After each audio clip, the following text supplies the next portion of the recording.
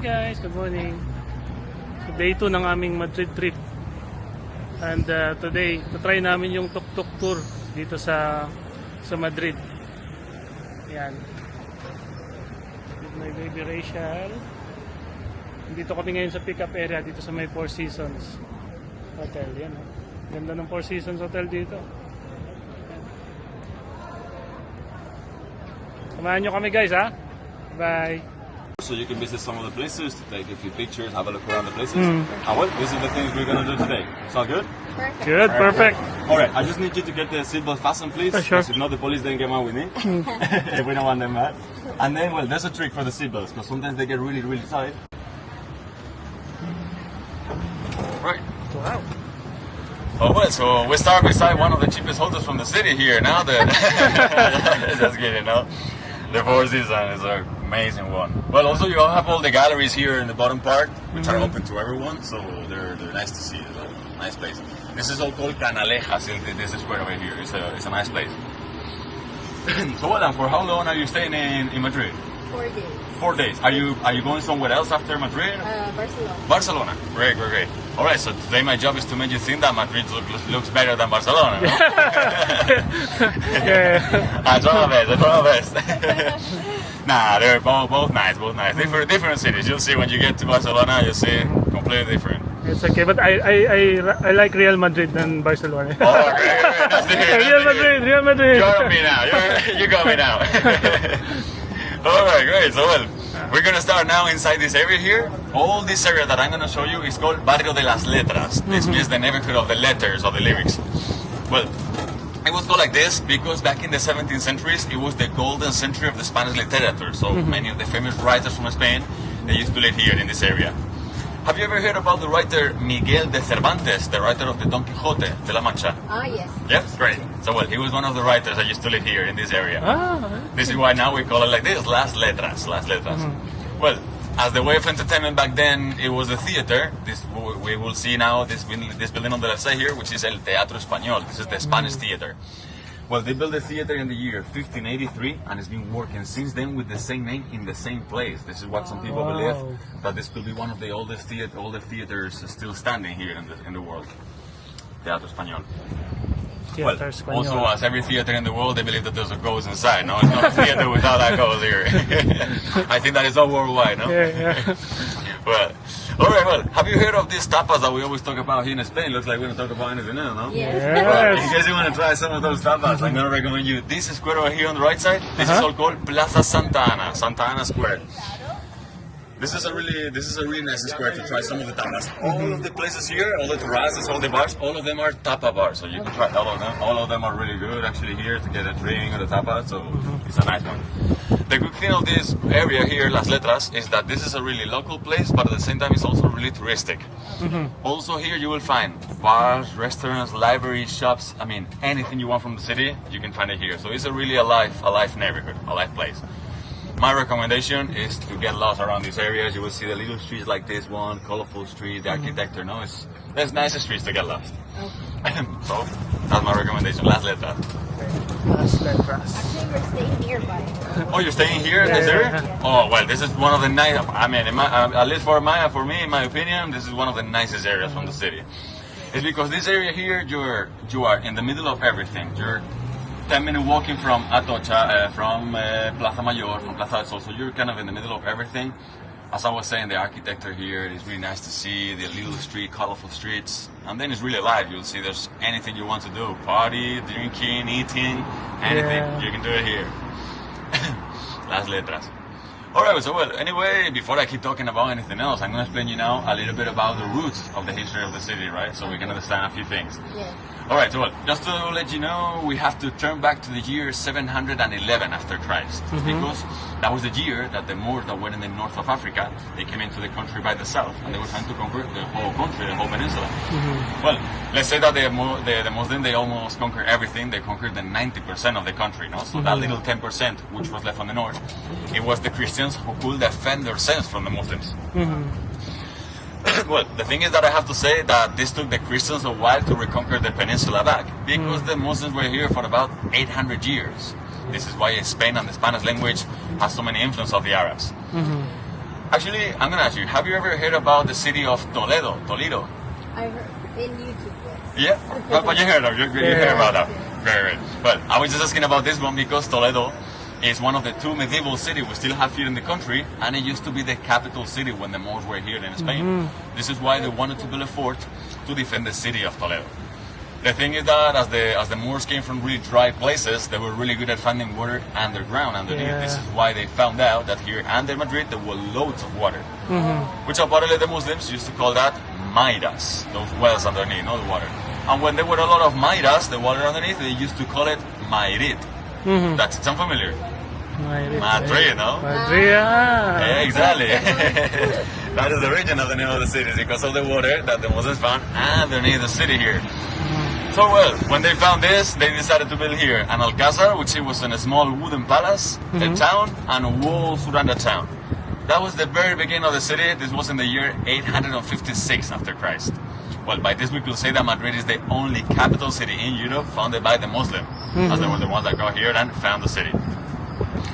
All right, so well, how are we going so far? Good, good. Good? Perfect. If you see that I'm going too fast or you have any questions of anything, feel free to ask, let me know, or just slow me down, okay? I just want you to enjoy here. All right, so well, that was the very beginning, the Muslim Madrid.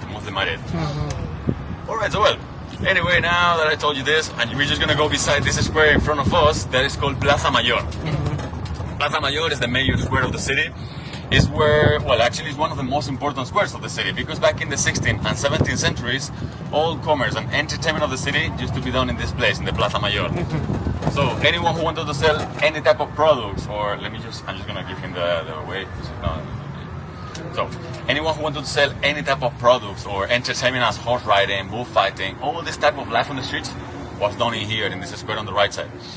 So this is why now it's one of the nicest and most famous squares from the city. Actually, let me ask you, do you like calamari? Yes. Yes. Yeah, great. Yes. Because they say one of the most typical tapas or plans that you can do here in Madrid is to get a calamari sandwich inside the Plaza Mayor. And you will be thinking, what? Calamari in Madrid? You don't even have sea and it's your best tapa? Well, explain this. Well, just to let you know, it's because in this same street here, in case you want to try this one, just the one on white over there, where that guy just came up, that is called La Campana. Okay. That is the place I recommend you, because you will see in the Plaza Mayor, all of the places sell it, but this is one of the nicest places. La Campana. La Campana. Anyway, if there's any names that I give you now and you don't get them, remind me after and I can type for you the names if you want. Sure. So, La Campana is the place for this calamari sandwich. That is a really typical thing, and I was saying this because there's people in Madrid that say that if you haven't come here and you didn't get your calamari sandwich, you haven't been to Madrid. So well, now that you know, you should go and try it. Well, the origin of this is because, well, actually, as we were saying, all the commerce of the city used to be done here in the Plaza Mayor. So the people who were coming from the south of the country, when they were bringing the fries and the calamari, it was they didn't have fridges like we do nowadays. So when it got here, it was already bad. It was already gone, bad product. And they had to sell it anyway. What they decided to do, it was just to fry the calamari, put it in between of two slices of bread, and then like this, it kind of kills the bad flavor of the calamari. No? Good logic. Don't worry, it's not like this anymore. Now it's a nice and fresh calamari. The only thing is that it used to be like this way. Now it's a kind of typical thing here in Madrid. So well, that is one of the best tapas, no? One of the most typical ones here in Madrid. Calamari sandwich. Do you like any type of food here? Yeah. Yeah? We tried paella yesterday. Oh, how was it? Very good. Paella, gamba, yeah, we went there yesterday in Plaza Mayor. Oh, in Plaza Mayor Yeah. here? Oh, great. So we have some drinks and food. It's very nice. Very nice food. We Yeah. tried the octopus. Oh, how was it? You like it? Yes, very tender. And oxtail as well. Yeah. Oh, I love that. Oh, you Yeah. got two of my favorite ones, I think. Because the food here is almost same food in Philippines as well. Oh, it's Like similar. we have paella also. Oh, well. Originally, it's from here. Yeah, so from here, yeah. Yeah. No, of course, because well, Spain was also in Philippines. Yeah, Because for a they- very long time. Yeah, Yeah. mostly all the foods are all the same. Yeah. Yeah. Actually, I saw a movie not a long time ago about it was called The Last of Philippines. Oh. It's about when the last years of the empire from Spain in Philippines, they believe that when Philippines already won the war against the empire, there were like a military fort, the Spanish military fort, that they didn't believe the Philippines that the war was over, so they stayed there for 2 more years, and the Philippines were saying, look, the war is over, you can go Yeah, out. but- And they were, no, you're lying to us, you want to kill us, no. And that was and they stayed for 2 years like that. Imagine. And imagine 300 years, right? Oh, no way, Staying no. in the Philippines. Yeah, no, of course, yeah. It's because actually the name of Philippines is because of the King Philip. Yes. It's That's because why- of the pines, no? Yeah. The pines from Philip. Yes. It's a very long time that we've been. This is our bucket list, really, the Spain, Oh, because the for to see the influence. history and Right. Well, so you're here now. Okay? Yes, we're here now. Made it here. Surreal. So well, I'm gonna show you now because I was asking about the food because this place over here, in case you want to try these tapas, but as the locals do, this is the place that I'm gonna recommend you now. This is called La Latina. La Latina, as I'm saying, is the most typical neighborhood for the tapas. Actually, here, as we always talking about them, actually the region of them, they believe that it comes from here, from La Latina. There are 2 stories. Well, you will see here in Madrid, we always have 2 stories for almost everything. There's always the legend that we want to believe, and then we have the real story. Okay. So I do like this. I always tell you the legend first, then I explain you the real story, and then you believe the one you prefer. It's up to you, all right? Okay, so the legend is the one that says that back in the 16th centuries, there were a lot of drunk people around the streets. But if you come tonight, you're going to see that it haven't changed at all. It's still the same story, right? All the drunk people around. Oh, well, in that time, the kings wanted to avoid that, so what they decided, it was just to force the bars, that the people who were drinking, the bar were forced to put a little cover on top of the drink, which in Spanish is what we call a tapa, with a little portion of food on top, that the people were forced to eat it if they wanted to keep drinking. Oh. So, well, like this, they wouldn't drink with an empty stomach, and they would end up in the middle of the road, like they used to have. Well, how does this sound to you? It sounds good, no? Yeah. Makes sense, it's a nice idea. Yeah. This is why we say in Madrid that this is too nice to be real, right? But this is just the legend. The real story is because in the 16th centuries, Madrid was a really dirty city. It's actually when Spain got the Black Plague. So it was full of disease around the city. This is why all the people who were going to the Plaza Mayor to do their business, they were coming here after work because it was the place full of the bars and the restaurants. So it was a nice place for lunch and drinks after work.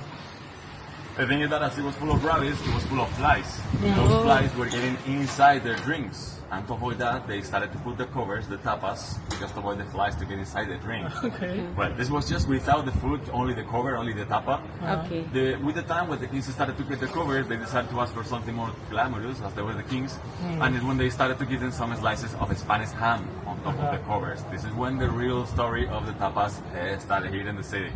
Okay. This is what we always say, at least in Madrid, because this is not in the whole country, but in Madrid is a typical place for tapas. So if you go to any bar in the city, then 99% of the places here are going to give you a free tapa with a drink. Oh. It's something you should expect. Okay. I'm saying this not because the bars are forced to give it to you, because they're not forced to, but the only 1% that doesn't give you one, no one goes. Always expect something, right? At least some crepes or some olives, but always something with your drink. Okay, I'm just gonna turn around again because this street that I'm showing you now, these are called the cavas. It's the cava alta, cava baja. All these streets in Madrid that have the name of cava, C-A-V-A, it means that the Christian wall used to be here. So we can say that we are now walking on top of where the Christian wall used to be. Okay. This is why I'm just turning around because I'm gonna show you now the little part of the Christian wall we still have here in the city.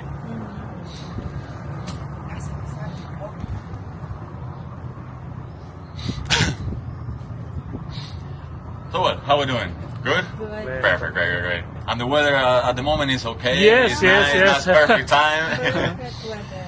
Yeah, no, because later on is when it gets a little bit hot and Yeah. it's starting to get hard.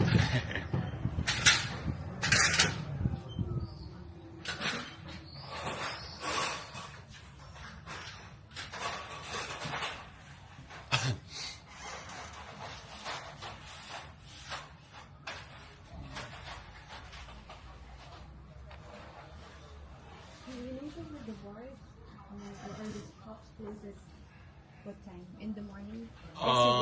Oh, you in the morning they open at In the afternoon, sorry. They close. I think they open near 10 more or less, and they close around, depends on the place, at 9 or 10 in the night.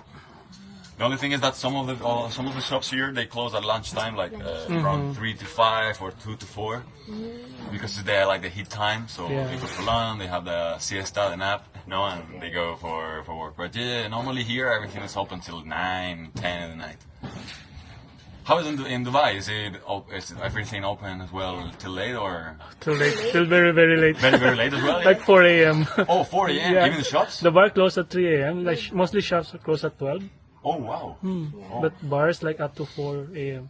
All right. Oh well, bars here open later as well. But for shops like clothing and this type of things, around 10 is when they close. Also, they stay really late in Dubai. Yeah. Yeah. More, The normal closing is at 10, but during weekends, they stay until 12. They get later. All right. Yeah. I see. How many people live in Dubai? You know. A lot. Because it's multicultural. So a lot of nationalities are Oh, yeah. This is in the middle. So the locals are very less, like maybe 900,000. All right. less So than a million. The rest Yeah. are all expats. people from the Yeah, other. okay. Yeah. No, I see. I had a friend who went there. Who went there for 3 years to Dubai. She liked it there, but yes, she couldn't stand the hot in summer. It was really really hot. No, last week it was 50, 52. Serious? Hot. Yeah. Yeah. Wow. And I was struggling because we got 40 yesterday. I was like, oh no. Oh wow, no 50. That was. Yesterday that's was too much. 40 here. Yeah, like 39, 40 degrees. It something doesn't like that. feel like that. It's because- no, because in Dubai, it's It's like humid. 50 plus the humidity will be like 60%, 70%. Yeah, oh my god. Wow, crazy. No. Here at least it's fine that it's dry. It's a dry weather. Yeah, so that's what I'm. Yeah. It gets really, really It's hot, only but you can stand it, no? Yeah, it's just the sun. It's like Exactly. it's like summer in Philippines, like the sun. The heat. There's no humidity. Oh, Philippines is dry as well? Dry and I mean it's tropical, Oh. but if it's summer, it's dry like this. Oh, yeah, yes. Now Yeah. it's rainy season. in Yeah, Philippines. it's very interesting. Oh, okay. All right, yeah. But now is now you kind of winter, no? In Philippines. it's Now it's rainy. Right, rainy, all right. we don't have winter. Yeah, It's rainy. Yeah. So your rainy season is like it will be your winter, no? So let's say Yeah. because in the Philippines is in the south hemisphere, no? Yes. All right. So right now it's rainy and typhoon. Okay, guys. Sorry, this truck is going again to where we're going. Would you mind me to go the other way and we keep going? Sure. Yeah, it's because if not, we're gonna be behind him all the time, Yeah. stopping there. All right, sorry about that. I'm gonna show you now a few things. It's because over there in that street is just a little piece of the Christian wall that used to be surrounded. Don't worry, because later I will show you another piece of the Muslim wall, which is even older than that one. But actually, it's because if not, I see that we're gonna be all the time just behind the car. Yeah. Sorry. All right. Well, actually, because now that I was saying, now that we're getting back to this one, this street over here that I was saying is called Cava Baja. If I said that this is the Most Alive area, this is the Most Alive street to do the tapas. Actually, I'm going to recommend you a place in case you want to try something typical, like the Spanish omelette here. Let me show you. This place over there, on the right. This is called Pez Tortilla. This one Okay. here. This one is a really good one for the Spanish omelette. They have like a lot of different types. But the one I recommend you is one that is with caramelized onion. Oh, it's an amazing one. It's a really good one. So, if you like to try it, that's my recommendation. Alright, another recommendation that I'm going to give you. Have you ever heard about the Mercado San Miguel, the street food market? San Miguel's market, no? Alright, better because like this I can give you my tip, my recommendation. Because this one here on the right, this is called Mercado de la Cebada. Well, this is a local market, street food market, no? It's where you can just get inside and you can show you. Well, now it's closed, but it's still open. It's still a little bit early for us still. This is the front door, so you just get inside, and on the inside you have little places that you can try fish, meat, vegetables, sweet, any type of the tapas. The thing that I was saying that this is more of a local place, so it won't be as crowded as the other place will be, and a little bit cheaper as well. So that is my recommendation, Mercado de la Cebada.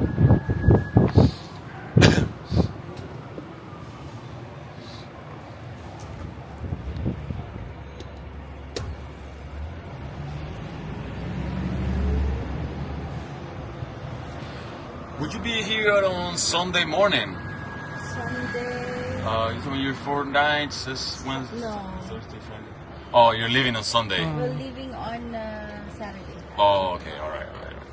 Well, just to let you know, it's just because in that street where you see the police over there at the end, Yeah? that street over there is where they celebrate every Sunday morning since the 17th century. They celebrate the medieval street market of the Rastro, it's called. Oh. It's like a flea market, Yeah, yeah. They do it every Sunday morning since the 17th century. They never stop it. Only when there was a war or something like this. Apart from that, there was every Sunday morning. The good thing of that one is that it's a really local place, local plan, because you do the walk around the flea market, which is that place that all those weird things that you're looking for that you don't find it anywhere.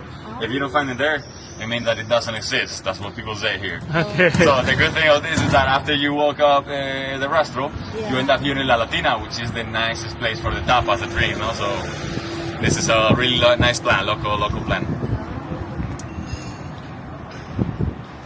It's Sunday. Sayang Sunday. Yeah. All right. Well, we're just beside the Plaza Mayor again. The Plaza Mayor is just in front of us over there. I'm just gonna go here so we can go turn left, and I can get you to where the Royal Palace, all the area of the beginning of the city. I'm gonna bring you. It's one of the highest points from the city, and it's the bridge that they make to connect the neighborhood of La Latina with the Royal Palace. The Royal Palace actually is on this place. We're just getting over there. So, well, I'm gonna ask you, how romantic are you? Are you romantic? No, depend on the day, the time. Well, No, anytime. anytime. Perfect. Great. Well, I was just asking this because there's a romantic legend about this bridge that we see here. It's because, well, let me just go this way here. Alright. So it's because when they built this bridge, there was a girl from a noble family who apparently she fell in love with a shoemaker.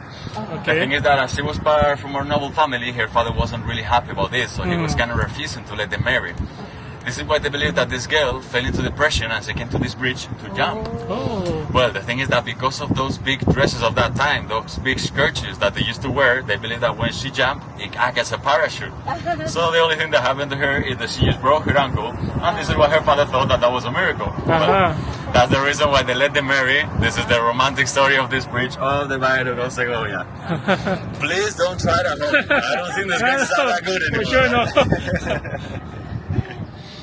Alright, well, look at all the view over there. That's beautiful. That is all. Let me just get it because there's no one there. So we can get a little bit of the view.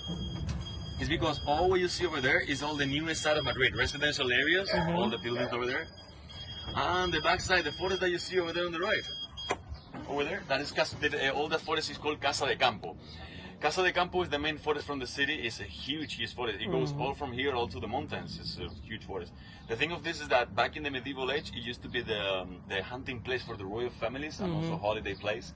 And in the 1930s, it was the main battlefield of the Spanish Civil War. Okay. Well, in fact, there is people that is still going nowadays, and when they dig on the floor, they're still finding weapons and grenades from the Spanish Civil War there in the Casa de Campo. Not closer to the city, they clear all of these areas, but if you get closer to the mountains, there's some dangerous areas still over there. So what? That's the newest side of Madrid.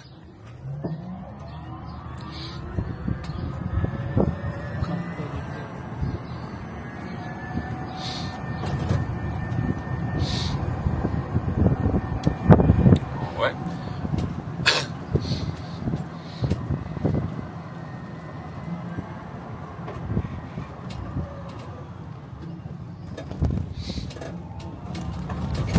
Another basilica. It's a basilica we have. I have to say, this is the most beautiful basilica we have in the whole city here. This is called Basilica San Francisco Grande. We're just 1 minute away. Actually, I'm just bringing you here because on Thursday is a free entrance. So if you want, we can do the stuff in here in case you want to visit inside, because it's a really worth one to see. Yes. I have to say, the outside of this doesn't make any justice of how does it look on the inside. The inside of this is what some people call it here, the small Vatican from the city. It's the small Sistine Chapel. You'll see it's a beautiful one. Actually here, it has the third biggest Christian dome in Europe, after the one in the Vatican and the one from Florence. And if we come all the way to Europe, this is the fourth one in Europe. Because there's one in Istanbul, the one with the blue mosque, that is actually the real third one. So, Basilica San Francisco Grande, you're gonna see it's a beautiful one. Actually, when it happens to me that when I show this basilica, when the people get to the main cathedral Almudena, they like it as well, but they don't get as impressed as they get with this one. You'll see now.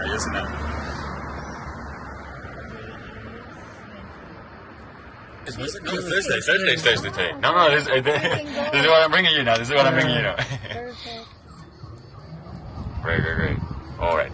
Okay, I'm just gonna stop here. I'm just gonna wait for you here. Yeah. So we met here. In case that when you come back, I'm not here. Just wait for me here because I'm just turning around because the police made me move. But we met here. I'm not Alright, leaving you. okay. Okay. Sure. Just to let you know.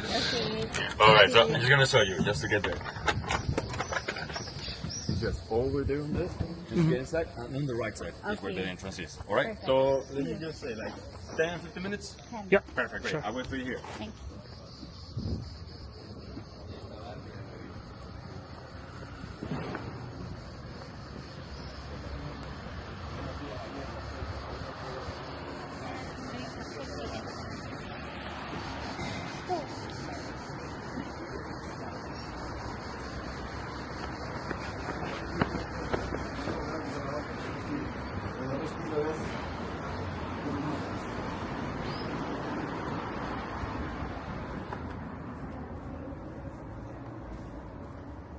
Legend. Yes, This is the yes. one we're gonna cross now. Back from top of it.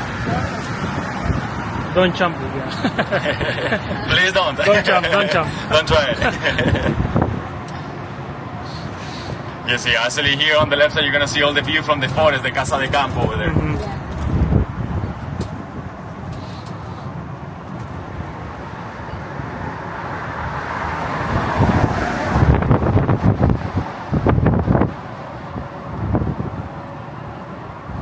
Yeah. All right. So well, we're getting now here. We're gonna see now two huge buildings because this is where the Muslim town and the Muslim palace used to be. Okay. The only thing is that when the Christians took the city, all of that was destroyed. So now we have two huge buildings, which are the Cathedral of Almudena, which is the main cathedral from the city, and the Royal Palace. We're gonna see it on the left side now.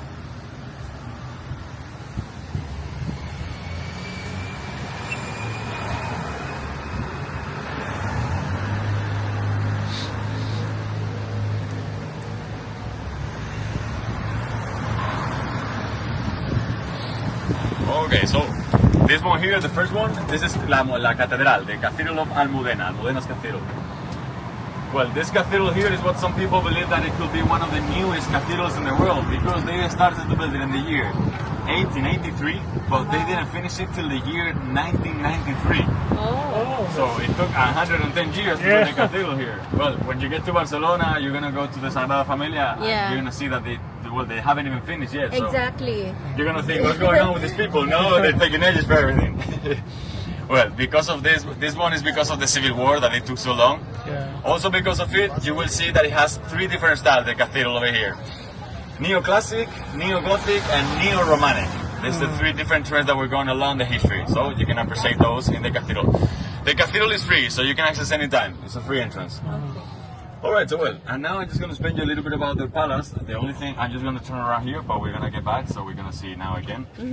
But well, this is the Royal Palace. Well, the Royal Palace, actually, I'm going to ask you, have you ever been, or have you seen the Palace of Versailles in Paris? Yeah. Doesn't it look a little bit similar? No? It does, yeah. Kind of it similar, no? Well, this is because after the Muslims, here we got two dynasties of kings. The first dynasty was called the dynasty of the Habsburgs. The Habsburgs were the one that they believed that their blood was blue and not red. This is why they were called the Blue Bloods. Yeah, the Habsburgs, yeah. So this is why, because of the inbreed, it led to the last king of the Habsburgs, who was called Carlos II. Okay. Carlos II, he was born with a lot of bad formations, so he couldn't have a son or a daughter who could hold the crown for the country. This is why when he died in the year 1700, it led to a war. It was the war between the family of the Habsburgs and the second family that got here, which is the family of the Bourbons. The Bourbons is that French family that is still ruling here nowadays. Actually, our King Philip VI is from this French family of the Bourbons. So well, I was just telling you this because the first king from that French family here was called Philip V. Philip V was the one that sent to build the huge palace that we have here today. The only thing is that, just to understand him a little bit better, Philip V was a guy living in the city of Paris. He was living in the Palace of Versailles, which is a beautiful palace, loads of fire, right? So when he got here and he saw the wood palace that used to be here, he was thinking, wow, what is this, no? This looks awful to me, I don't want to live here.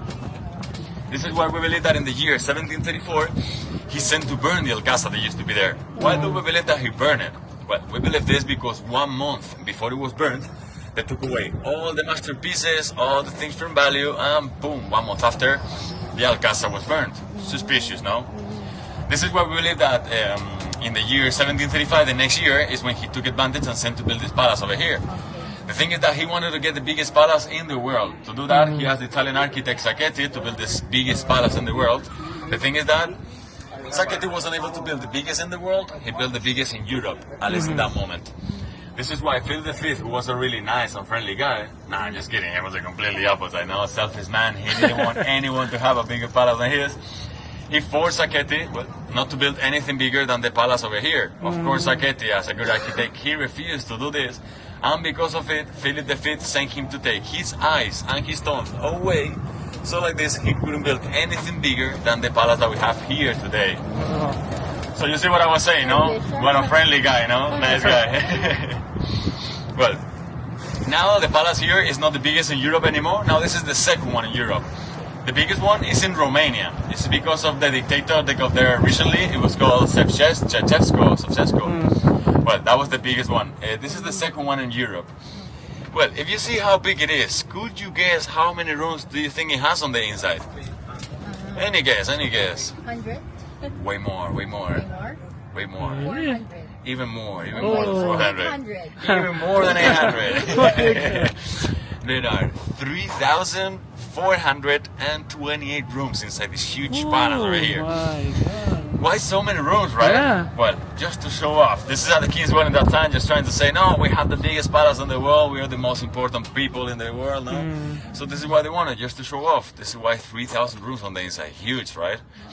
Well, actually, they believe that there's a legend because the kings don't live here now anymore. The palace is used as a museum. You can visit inside. It's like 4 euros to get inside.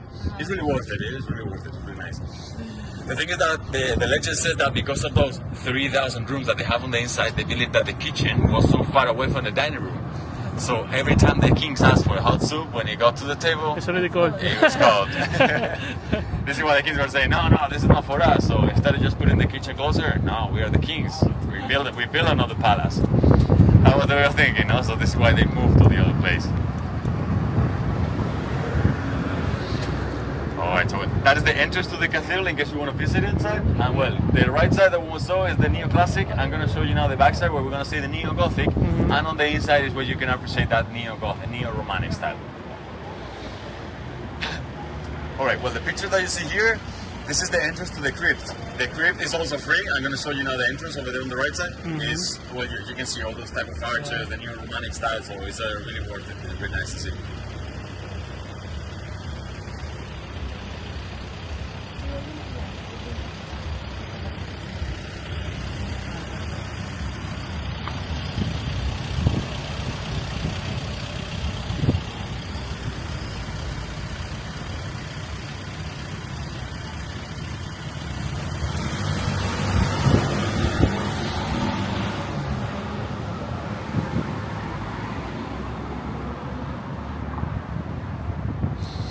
Alright, so this is the back side of the cathedral, the Neo-Gothic side, and this is the entrance to the crypt. The crypt over here. It's a free entrance as well, so it's a really nice one. It's beautiful.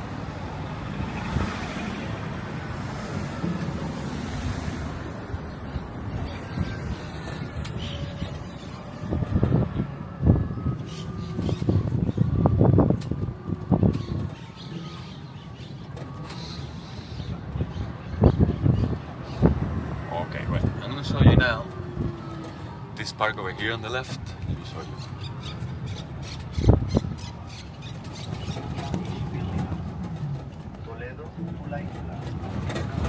Okay, so well, this park over here on the left side, this is called the Park of Mohammed I. Mohammed I was the Muslim founder of the city of Madrid. This is why all the trees and all the plants that you see inside the park, they all come from Morocco. It's in memory of that part of the Muslim history we have here in the city now. Well, so you remember that I was saying about the Muslim wall, they used to surround the city to protect it? Yeah. Well, that wall that you see at the end, that is the little part of that Muslim wall we still have here in the city now. This is one of the oldest constructions we have here now. So this is from the 9th century, and they believe that it was made of limestone and flint. And they believe that it was 2 times taller than it is right now. Well, they believe that Madrid's motto, it says, I was built on top of water, because the city was built on top of the water that the Muslims found, and then in the city. And the second part says, my walls were made from fire. Because when the Christians were outside, these walls and they were shooting with the bows. When the arrows hit the wall, because of the flint, it looked like the sparks were coming out of the wall. This is why they believe that they were made from fire, the walls. Okay. So, just to let you know, where the palace is now is where the Muslim palace used to be. The cathedral is where the Muslim town used to be, and this is the wall that used to surround the city. Okay. So here we will be now outside the Muslim city, outside the Muslim city. Well, another curious thing about the city is that back in the 16th centuries, Madrid was a really multicultural city. No, there were Muslim, Jews, and Christians. They were all living together in peace, which is a weird thing that they were doing in the 16th centuries. We don't do it now in the 21st century, no? But well, the way it is. Well, anyway, to represent that, what they decided is that if you see the fountain in the middle, that is the Jewish Star from David. Then we have the part of the Muslim wall and the Catholic cathedral, the three religions living in the same spot all together. This is how they tried to represent how multicultural city was back in the time. All right, well, I'm just gonna go back to talk about what's here. That,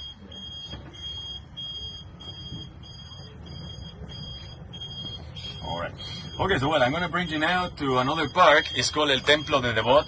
We're gonna do the stop over there so you can visit the park, because they wanted to get the city back. And this is the place where they settle the troops and the army, the Muslim army. They settle it here. This is why now it's called El Campo del Moro. Well, now because the trees here are covered in a little bit, but you're gonna see now there's a wonderful view from the Royal Palace from the inside of this park. The park is a free access, it's a free entrance, so you can access anytime and it's free.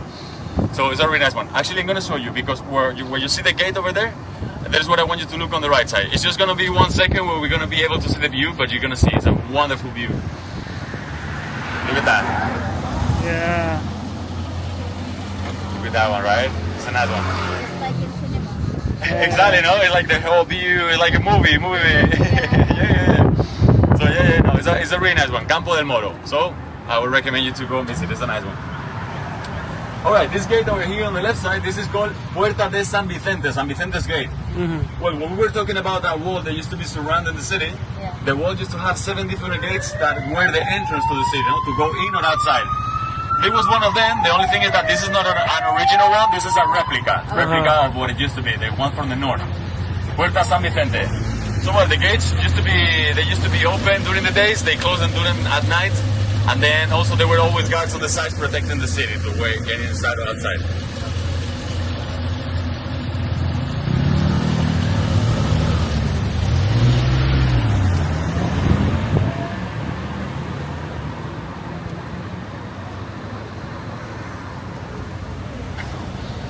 Alright, so well, from here I'm bringing you now to that part that I was saying, the Templo de Devot, where you're going to see a little temple from Egypt.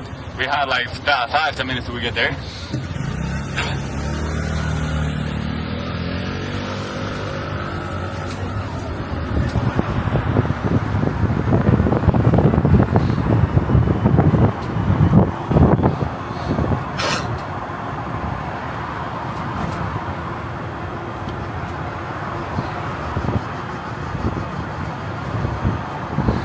So well, how you find in Madrid then? You like it? Yes. Yes. Great. Glad to hear it.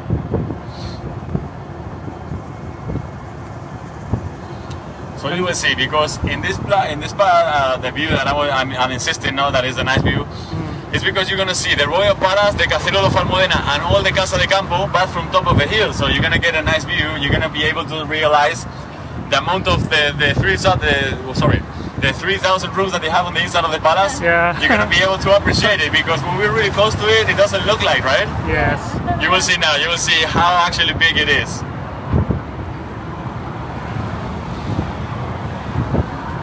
Well, apart from the views, because you're gonna see this views over here, you're gonna see that temple that I was saying. The temple that you're gonna see is called El Templo de Devot, the Devot's temple.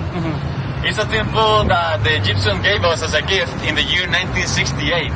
Because, well, apparently they were doing some constructions over the river Nilo, and because of those constructions, it led to some floods that were happening in places around.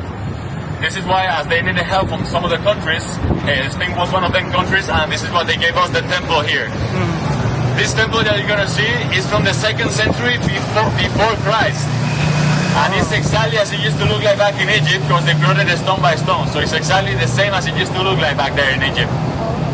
This is what some people here in Madrid, they call it the Lego temple, because they built it like a Lego and they made it just brick by brick again here, no? So you're gonna see now.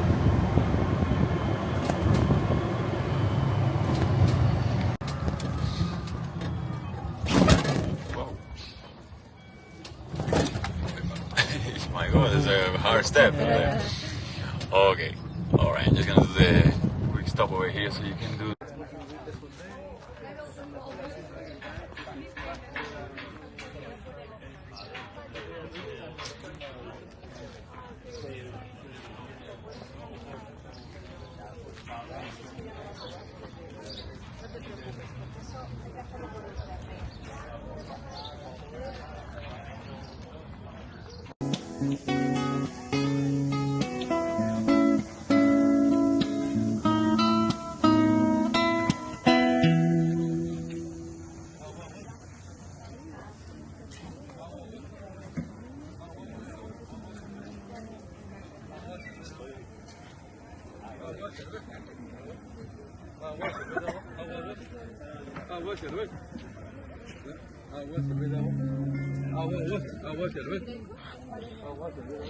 It's called Casa de los Ares from the 15th century. And if you see that tower over there, that used to be the tallest tower of the whole city. You can see how tall it is, no? It was another century, no? Okay. Then we have the one in the middle called Casa de Cisneros, is from the 16th centuries, and the one in the right side called Casa de la Villa from the 17th centuries. Casa de la Villa used to be the city hall for Madrid till the year 2011, and it was also one of the first prisons from the city. It was one of the most miserable of the whole country. Torture, disease, awful one. More things about the square. The statue in the middle, Yeah. that is the statue of Álvaro de Bazán. Álvaro de Bazán was one of the best generals that Spain ever got on the naval army, when they used to call it the Invincible Army. It's because when they believed that Spain had got that empire from America to Philippines, they believed that he was the one ruling the army, and they said that he never lost a fight while he was alive. Actually, when he died, is when Spain started to lose those fights and started to lose all that empire they believe he had. Yeah. This is him, Álvaro de Bazán. He said, wait a minute, you're not paying taxes in my city. Let me fix that now. What he decided, they was just to expand the walls around the plaza, and everyone started to pay taxes. You see, there's things that never change, right? Yeah. Always about taxes. Well, this place on the right side, this is the one that I was saying at the beginning, the local, the street food market. This is the one that I was saying that is a bit touristic. By saying this, I don't mean that it's a bad place. The quality on the food is really good. The only thing is that you will see it's really, really crowded and you won't see many locals. If you want to see the local place, what are the one that I recommended you before, if you're around this area, this same street, if you walk straight, 5-10 minute walking, you end up in La Latina again. So you change. In 10 minute walking, you change from the touristic area to the local one. That's my recommendation here.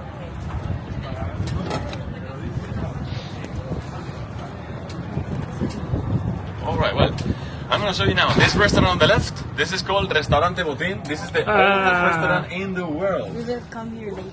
Oh, you're going Yeah. Oh, great, okay. So you're going to get in the oldest restaurant in the world. Well, it has the World Record Guinness as the oldest restaurant because they opened in the year 1725 and it's been working since then with the same name in the same place. They never closed since then. Yeah. Do you like pork? Yes. Great, because well, the most typical place, the one that you should try here is cochinillo asado. Yes, yes, It's a little pork that goes on the oven with potatoes. It's really, really nice. It's like crispy on the outside and tender on the inside. It's a really nice plate. And the chef is Filipino. Yeah. Sorry? The cook, is Filipino. Oh, it's Filipino. Yeah. We will visit it. All right. We have the same like lechon in Philippines. Same Oh, like- lechon, yeah. Well, actually, yeah, because lechon is because he only ate milk. No, this is why it's so tender. Yeah. It's a little bit sad when we say it, but once you get it on the table, it's another thing, no? And what time they open it at 1 o'clock or 2? I think by 12 they're open already. But have you got a reservation? No. Alright, but I would recommend you to look for a table. This is why it's called like this. One of them is because they believe that this was the Jewish neighborhood, so it was a Jewish tradition to wash their feet before they pray. This is why they believe that this area was an area full of fountains where the people were just washing their feet before they pray. And the other reason is because the people who were going to the Plaza Mayor to do their business, if they weren't from the city and they wanted to sleep inside the city, they were coming to this area because it was an area full of hostels where the people were just sleeping here. The thing is that they were forced by law to wash their feet before they could get in, because somehow they would have to share the bed with people they didn't know, and they were all sleeping head, feet, head, feet. This is why they were all forced by law to wash their feet before they could get in here. So this is why it's called now Lavapiés, the neighborhood of wash feet or wash your feet. All right. Okay, I'm gonna say two things about Lavapiés. One of them is that this is like La Latina, local areas with really little streets, colorful streets. It's nice to get lost around. The only thing is that you have to get your legs ready because this is what some people call it the small San Francisco from the city, up and down, not full of hills. And the other thing is that what I'm gonna say, and by saying this, I don't want to scare you or anything. Madrid is a really, really safe city, so you can be anywhere at any time. The only thing that I'm gonna say is that, well, you know, every big city has like the sketchy area. Yeah. Maybe this is the one in the night. At the Right? night. At the night. During the day, it's really touristic as well. So you will see there's a lot of tourist people going around the place, having the tapas. The only thing is that I'm saying, no? During the night time, it's the sketchy area. Anyway, it's still Madrid really safe, okay? So don't worry. I think anywhere in Europe there's this place, you know. Exactly. This is what I'm saying, no? But after saying this, I don't mean because you see, it's like Madrid is really safe, so don't worry.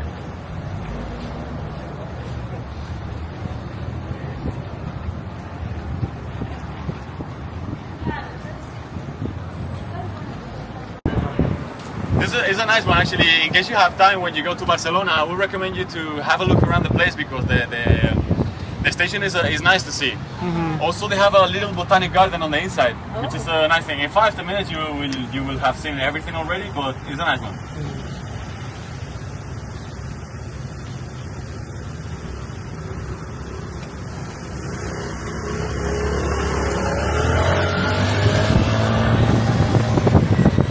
All right, well, we're getting down this avenue here.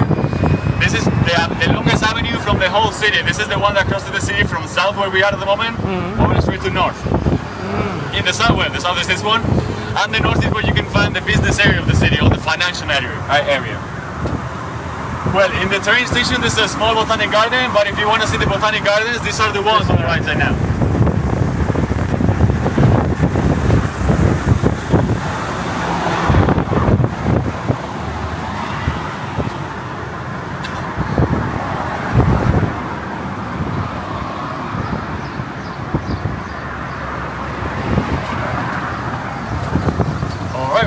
So we're gonna go beside now this huge building here.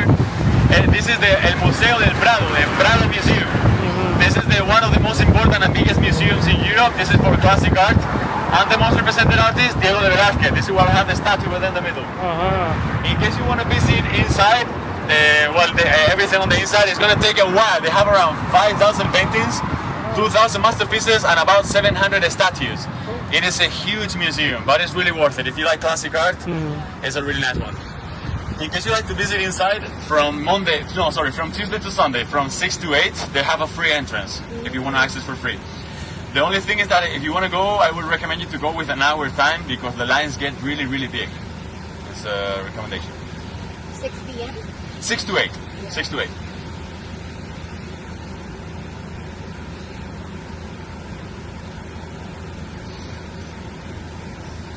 Destroyed because of some wars we got here. This is why the only thing we have left from that palace is this house in front of us, which is called El Casón del Buen Retiro. Actually, this house over here is where all the paintings that need to be fixed from the Prado, they bring them here, they fix them, and then they bring them back to the museum. And then after this, I'm going to show you now, because I'm just going to go around because I want to show you another thing. And we have the Retiro Park. The Retiro Park is like the Central Park in New York. This will be the Central Park for us. I'm going to show you now. The thing is, I want to show you this church over here. Oh my God, it's very nice. This is called Iglesia de los Jerónimos. This is from the 15th centuries. This was built as a monastery because, well, this is far away from where the Christian city used to be.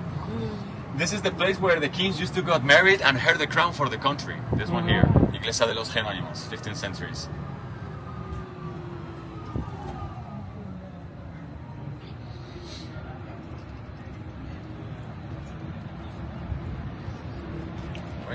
Well, all right. And this building that we have here on the right side, this is La RAE, La Real Academia Española, the Royal Spanish Academy.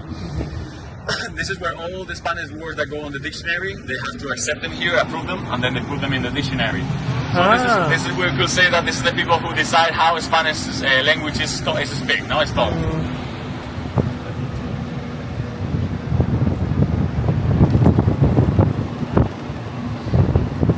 Alright, and this is what I'm going to show you now, the Retiro Park, Parque del Retiro. This is one of the most beautiful things we have here. The Retiro is like 4 square kilometers, so it's a really nice park. I would really recommend you to go and visit inside. It's a really worth one. the inside you have a famous lake where you can rent boats. There's a Crystal Palace on the inside, which is a beautiful palace. Crystal Palace is here. It's inside this park. It's a beautiful one. You also have a rose garden on the inside of the park. There's a peacock garden. It's a beautiful, beautiful one. The only recommendation that I would say about this place is try not to get any food, not because of anything, just because it's a bit of the touristic trap. So it won't be the best and it'll be expensive compared to other places.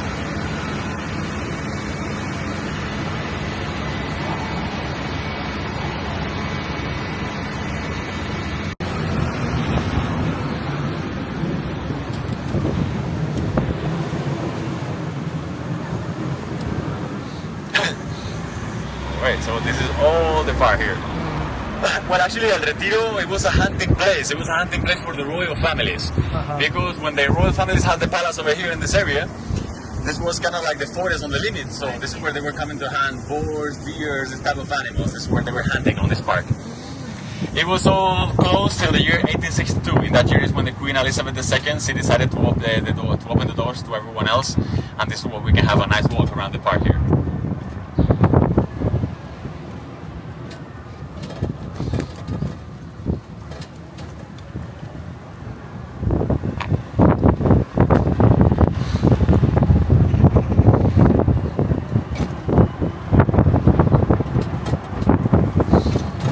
Let me show you. This building on the right side, this is called La Bolsa de Madrid. It's like the Wall Street in New York. This is the stock market. Okay.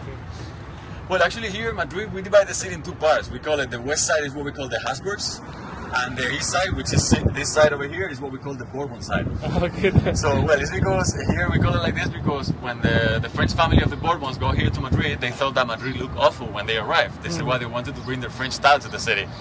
This is what you're going to see that on the east side, this side over here, you're going to see more of a French influence, no? Neoclassic style, big buildings, big avenues.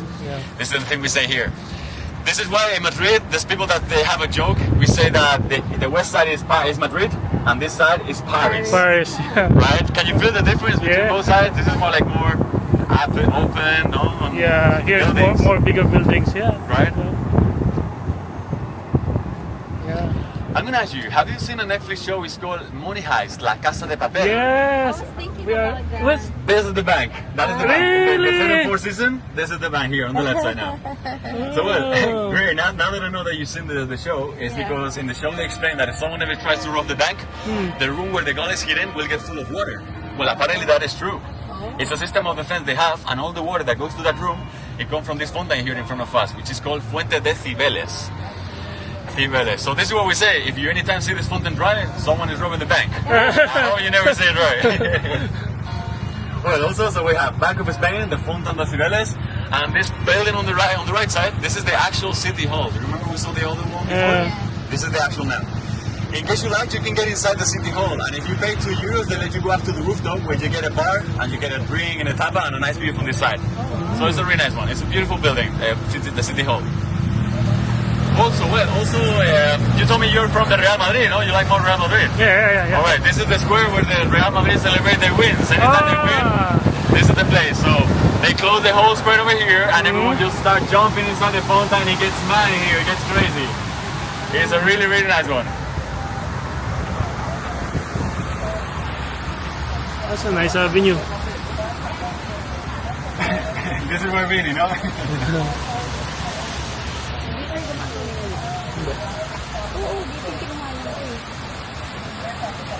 Oo, tama lang.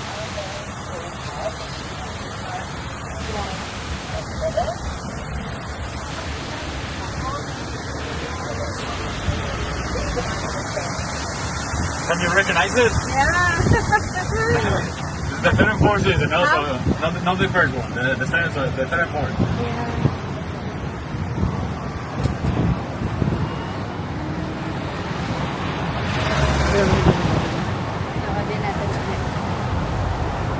Alright.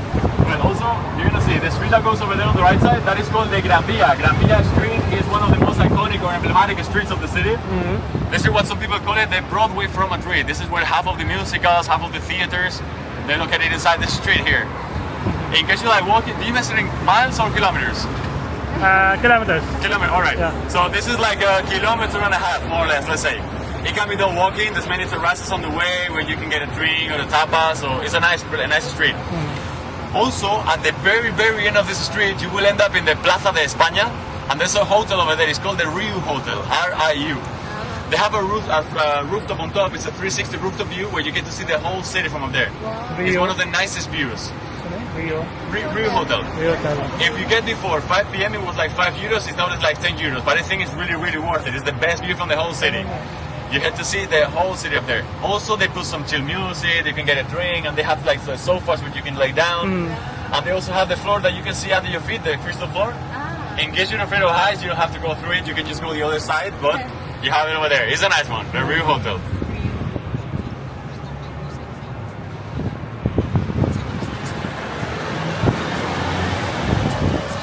Also, if you want to go there, I would recommend you to. If you get there for the sunsets, it's the best time.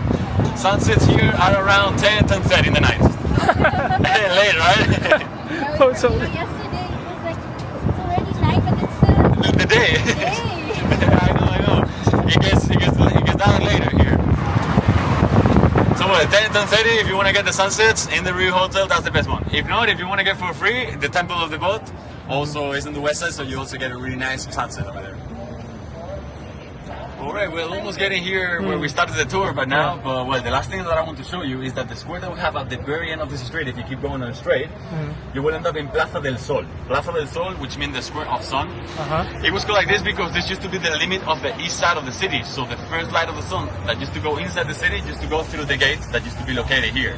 This is why now we call it La Puerta del Sol, the gate of sun. Also it's recognized as the kilometer zero from Spain, because all the roads from the country, they all start from this point over here. So middle point from the whole country, all Spain.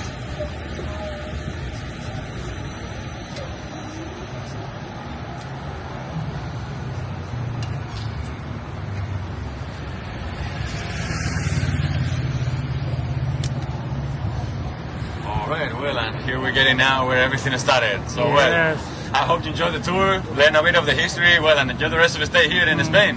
thank you. Thank you so much, guys. I thank you so much for your time. It was amazing. Thank you. Very good decision that we hired to do. Yeah. Thank you. Glad to hear. Glad to hear.